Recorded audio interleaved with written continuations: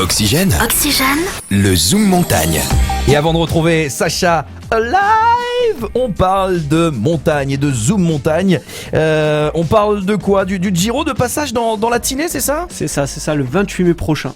Ouais, et alors précisément, dis-nous, est-ce qu'on peut avoir un peu plus de précision quand même? Parce que c'est bien de savoir que c'est le 28 mai, mais sur ce passage du Giro dans la Tinée, dis-nous tout. Le peloton il passera lors de la 20e étape à la veille de l'arrivée finale à Milan. Oui. Donc le programme il est vraiment alléchant, Jérémy, parce que pour tous les amateurs de vélo, pour commencer le col de Vars et ses 2108 mètres d'altitude, il est dur, je sais pas si vous imaginez. Ouais, si. Et pourtant derrière il y aura le col de la Bonnette qui est juste la plus haute route d'Europe avec ses 2802 mètres, rien que ça. On pourra apercevoir le paysage magnifique de la Tinée dans la descente qui suit, puisque les coureurs vont passer par Saint-Dalmas-le-Selvage, Saint-Étienne-de-Tinée et bien sûr Isola.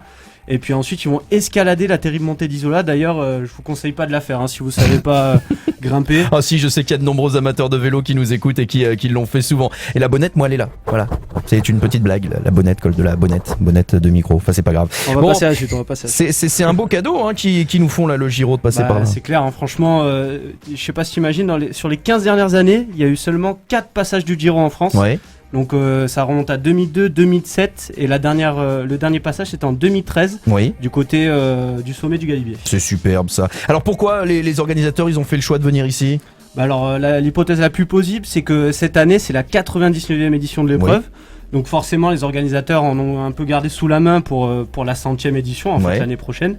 Donc ils réservent leurs plus belles ascensions, le Zoncolan, le Stelvio ou encore le Mortirolo.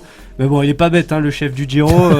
Les Italiens et les spectateurs ils aiment le spectacle et lui il aime clairement leur randonnée et il va leur servir sur un plateau. Quoi de mieux que traverser des cols surhumains comme la Bonnette ou le col de la Lombarde, donc le jour de cette 20e étape. Oui. D'ailleurs, on peut estimer que ce 20e jour de course, c'est un peu l'étape reine de ce Tour d'Italie 2016. Tout va se jouer. C'est ça.